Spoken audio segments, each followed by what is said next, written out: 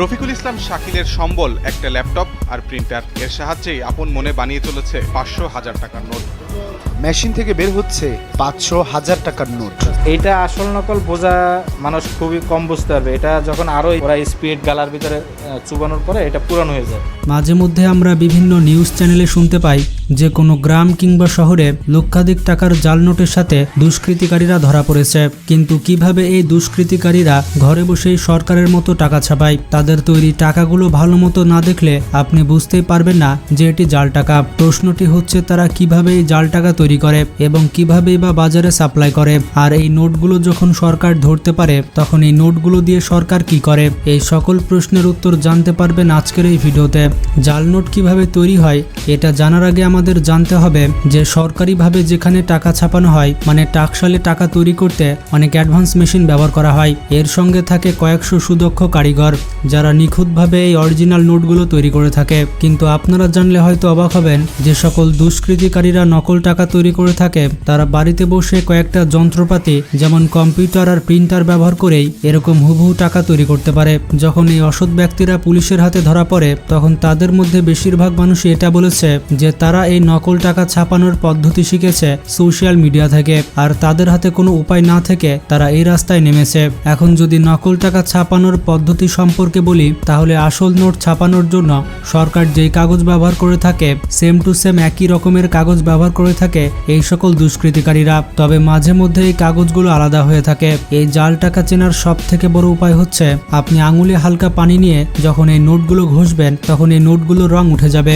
কিন্তু আসল নোটগুলো আপনি যতই পানি দিয়ে ঘষেন না কেন এই নোটগুলোর রং উঠবে না। এরপর নোটের মধ্যে থাকা সবুজ লাইনটিকে তৈরি করার জন্য এরা সেই কাগজটির মধ্যে নকল সবুজ ফিতা দক্ষতার সাথে লাগিয়ে দেয়। এরপর যখন কাগজের উপরে সবুজ ফিতা ভালো মতো লেগে যায় তখন এই কাগজগুলোর উপরে শুরু হয় প্রিন্টিং। সবার প্রথমে কম্পিউটারের মধ্য দিয়ে একটি আসল নোটকে স্ক্যান করা হয়, তারপর সেটিকে সেম টু সেম কপি করে প্রিন্টার মেশিনের মাধ্যমে জাল নোট বের করা হয়। এরপর যখন প্রিন্টিং সম্পূর্ণরূপে শেষ হয়ে যায় তখন নোটের দুটো আলাদা সাইডের কাগজের মাঝখানে একটি পানির প্রতিচ্ছবি ঢুকে দেওয়া হয়। এরপর দুই পাশের কাগজটিকে আঠা দিয়ে লাগিয়ে দেওয়া হয়। এরপরে শুরু হয় সব থেকে গুরুত্বপূর্ণ কাজ। যখন আপনারা নোটের উপরে হাত দেন তখন উঁচু উঁচু কিছু লেখা বুঝতে পারেন। নোটের উপরে এই লেখাগুলো দেখে বোঝা যায় যে এটি কোন নোট হতে পারে। এটির মাধ্যমে অন্ধ মানুষেরা বুঝতে পারে যে এটি কত টাকার নোট। আর এই জিনিসটাকে নকল করার জন্য তারা স্ক্রিন প্রিন্টার নামের একটি মেশিন ব্যবহার করে। এর মাধ্যমে তারা স্পেশাল জিনিসটিকেও নকল করে ফেলে। নোটগুলো যখন সম্পূর্ণরূপে তৈরি হয়ে যায় তখন এগুলোকে আলাদা আলাদা করে কেটে ফেলা হয়। কাটার পরে এগুলোকে বান্ডিল করে প্যাক করা হয়। এরপর জাল নোটগুলোকে মার্কেটে ছেড়ে দেওয়া হয়। এই নোটগুলোকে চালানোর জন্য দুষ্কৃতিকারীরা জনগণের ভিড়ভাড় এলাকা বেছে নেয়। যেখানে বেশি মানুষের ভিড় হবে সেখানে মানুষ টাকা চেক করার সময় পাবে না, কারণ ভিড় এলাকাতে মানুষ সব সময় তাড়াহুড়োর মধ্যে থাকে। এই নকল টাকাগুলো সব থেকে বেশি সাপ্লাই করা হয় মদের দোকানে এবং বিভিন্ন বারে, কারণ সেখানে থাকা মাতালদের যদি এই নকল টাকা দেওয়া হয় তাহলে তারা ঠিকমতো বুঝতেই পারে না যে এটি আসল টাকা নাকি নকল টাকা। এভাবে নকল টাকার ব্যবসায়ীরা তাদের ব্যবসা চুপ করে চালিয়ে যায়। এরপর পুলিশের হাতে যে নকল টাকা ধরা পড়ে সেই টাকাগুলো সব নষ্ট করে ফেলা হয়। টাকাগুলো নষ্ট করে ফেলা হয় যাতে অন্য কেউ এই টাকাগুলো আবার পুনরায় ব্যবহার করতে না পারে। বাংলাদেশে অনেক ব্যক্তি রয়েছে যারা জাল টাকা তৈরি করতে গিয়ে হাতে নাতে ধরা পড়েছে। তার মধ্যে একজন হচ্ছে এই ব্যক্তি। ডিবিসিকে এই ব্যক্তি নিজের মুখে সবকিছু বলেছেন। কম্পিউটারের ভিতরে করা থাকে, স্ক্যান করে ফাইল নেওয়া থাকে আর কমান্ড দিলে প্রিন্টার দিয়ে বের হয়ে যায়। যে কিভাবে তিনি টাকা জাল করেন। 1000 টাকার বান্ডিল তিনি 8000 টাকাতে বিক্রি করেন আর 500 টাকার বান্ডিল তিনি 7000 টাকায় বিক্রি করেন। তিনি এই ব্যবসাতে 10 বছর ধরে আছেন। যখনই তিনি জেল থেকে বের হন তখনই তিনি টাকা জাল করতে শুরু করেন। আপনারা দেখতেই পাচ্ছেন প্রিন্টারের মাধ্যমে টাকা কিভাবে বের হচ্ছে। দীর্ঘদিন জেল খেটে বের হয়ে আসছি, বেশি না 7-8 মাস হয় আমি আসছি, আইসাই গুজ করছি। ঠিক একই রকম আরেকজন দুষ্কৃতিকারীকে দেখা গিয়েছে সময় টিভিতে। এই ব্যক্তিও জাল টাকা বানাতে গিয়ে ধরা পড়েছে। কিভাবে মেশিন থেকে বের হচ্ছে 500-1000 টাকার নোট এবং এই টাকাগুলো বের করছেন হুমায়ুন কবির। তিনি জাল টাকা বানাতে এক্সপার্ট। তার এই ব্যবসাতে তার স্ত্রী সহ পুরো পরিবার রয়েছে। জাল টাকা বানাতে গিয়ে তিনি 2008 সাল থেকে এখনো পর্যন্ত 5 থেকে 7 বার গ্রেপ্তার হয়েছেন, কিন্তু তারপরও তিনি লোভ সামলাতে পারেন না। আপনারা দেখতেই পাচ্ছেন নারী সদস্যরাও এই কাজের সাথে জড়িত।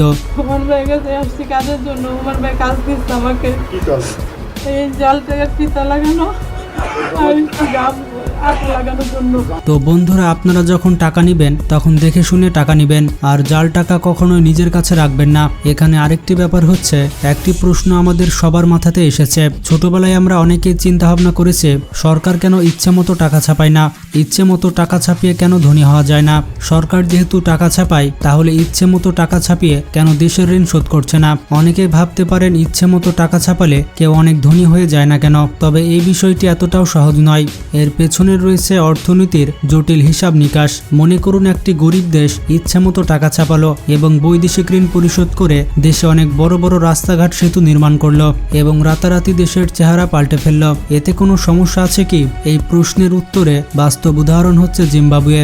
বর্তমানে সে দেশটিতে 1 কেজি চাল কিনতে বস্তা ভরা টাকা নিয়ে যেতে হয়। তারা সবজি বাজার করতে গেলেও ভ্যান কিংবা ট্রাকে করে টাকা নিয়ে যেতে হয়। কিন্তু কেন এই পরিস্থিতি?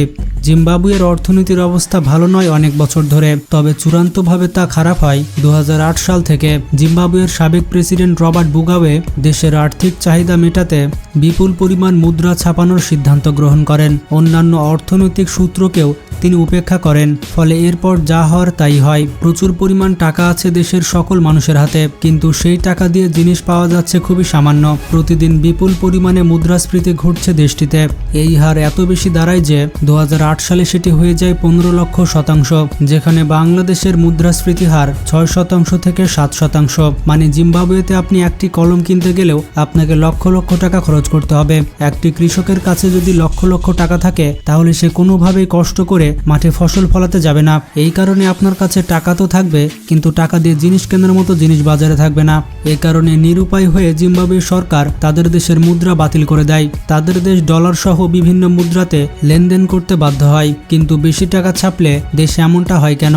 কারণ দেশের মোট সম্পদের সঙ্গে মুদ্রা ছাপানোর সঙ্গতি সম্পূর্ণ হতে হয়। দেশের সম্পদের থেকে মুদ্রা বেশি ছাপলে দ্রব্যমূল্যের দাম বেড়ে যায়। মনে করুন, একটি দেশের সম্পদ হিসেবে রয়েছে 10টি কাঁঠাল। সেই দেশটি বছরে 20 টাকা প্রিন্ট করে, তো সেই হিসেবে প্রতিটি কাঁঠালের মূল্য 2 টাকা। সেই হিসেবে দেশের মোট সম্পদের যত মূল্য, সেই পরিমাণ মূল্য মানুষের হাতে থাকবে। মানে সম্পদের সাথে অর্থের একটা ভারসাম্য থাকবে। পরের বছর দেশটি 40 টাকা প্রিন্ট করলো, কিন্তু দেশটিতে সম্পদ হিসেবে ওই 10টি কাঁঠালই রয়েছে।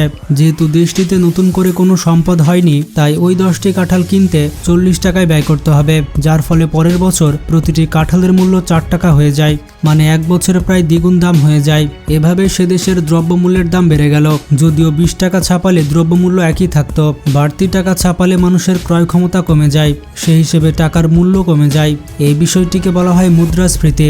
দেশে যেন বাড়তি টাকা না থাকে, সেই জন্য টাকা ছাপানোর সঠিক পরিমাণ রীতিমতো বিশাল মাপের গবেষণা করে প্রতি বছর নির্ধারণ করতে হয়। এটি খুবই জটিল একটি প্রক্রিয়া।